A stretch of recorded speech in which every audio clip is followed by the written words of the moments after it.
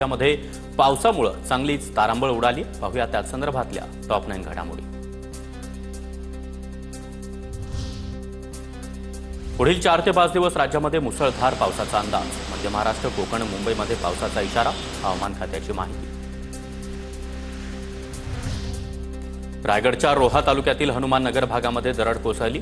माजी नगराध्यक्ष समीर शेंडगेंची घटनास्थळी धाव घेत पाहणी। परिसरातील नागरिकांचं सुरक्षित स्थळी स्थलांतर। उत्तरनगर जिल्ह्यामध्ये मुसळधार पाऊस। शिर्डी, राहता आणि श्रीरामपूर परिसरामध्ये विजेच्या कडकडाटासह मुसळधार पाऊस बरसला। जनजीवन विस्कळीत। रायगडमधील खोपोली पेण रस्त्यावर वडाचं झाड कोसळलं। पेण आणि आडोशीकडे जाणारी वाहतूक काही काळ ठप्प।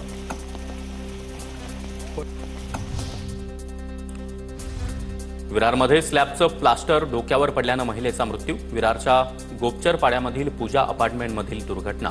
महिलेची 2 मुलं सुदैवानं या दुर्घटनेतून थोडक्यात बचावली। साताऱ्यातील सस्तेवाडी फलटण रस्त्यावर पुलावरून पाणी वाहून गेल्यानं वाहतूक बंद। बाणगंगा नदीच्या पाणी पातळीमध्ये वाढ। शेतामध्ये पाणी शिरल्यानं नुकसान। सस्तेवाडी नदीलगतच्या घरांमध्ये देखील पाणी शिरलं। एनडीआरएफची टीम तैनात। पुण्याच्या दौंडमध्ये पावसामुळे शेतकऱ्यांचं मोठं नुकसान। कांदाही भिजला। छगन पाटील या शेतकऱ्याचं 500 गोणी कांदे भिजले। शेतकऱ्यांना अश्रू अनावर। अकोल्याच्या तेल्हारा एसटी आगारामधील बसमधील छत गळतीचा व्हिडिओ व्हायरल। पावसाचं पाणी बसमध्ये गळत असल्यानं प्रवासी त्रस्त। पुण्याच्या भोरमधील डोंगर रांगांमध्ये पडत असलेल्या पावसामुळे रायरेश्वर पठारावरील घराची भिंत कोसळली। सुदैवानं जीवितहानी नाही। भिंत बाहेरच्या बाजूला पडल्यानं अनर्थ टळला।